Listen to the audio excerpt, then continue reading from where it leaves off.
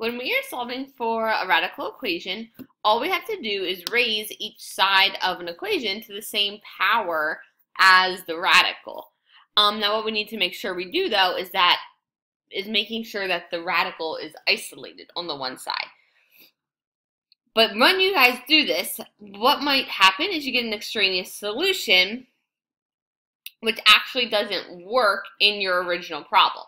When you use this procedure, you should always check to make sure that it works in your original equation. So let's go ahead and solve, and then we'll look at checking them. So x plus 1 equals the square root of 7x plus 15. It's a square root, so we're going to raise it to the squared power.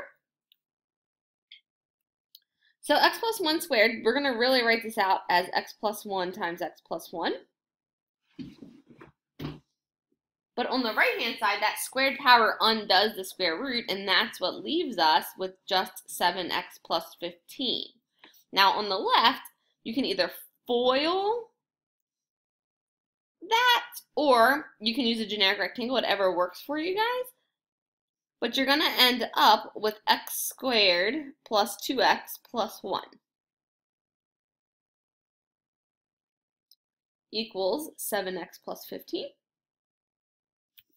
So because this is a quadratic, I'm going to move everything to my side with the x squared value. So I'm going to subtract 7x and subtract 15 over to that other side. Let's do it all at once. Get x squared minus 5x minus 14 equals 0. So you guys can always use the quadratic formula, but I think it's always best to check if you can factor it first because I think it's a little easier. And in this case, we can factor it, x minus 7 and x plus 2. So you guys would set those factors equal to 0 using that zero product property. And x is positive 7 and x is negative 2. So we always want to check our answers into our original equation. So if we go over here on the side, I'm going to check 7 first. So if I check 7, 7 plus 1 is 8. And 7 times 7 is 49, plus 15 is 64. The square root of 64 is 8. So that's good. So now let's check negative 2. Negative 2 plus 1 is negative 1. And then negative 2 times 7 is 14, plus 15 is 1. Okay, so here's the thing.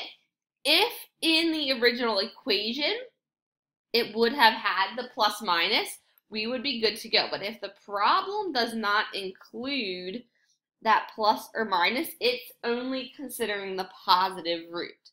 So negative 1 is not equal to positive 1. So in this case, negative 2 does not work, and we can only use 7.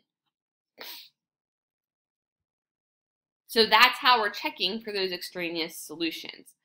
So for 2x plus 5 and x plus 7, both of these have a square root, so just simply squaring both sides makes both roots go away, and you're left with this simple equation of 2x plus 5 equals x plus 7. So I'm going to subtract my x over here. Doesn't matter which side you move it to.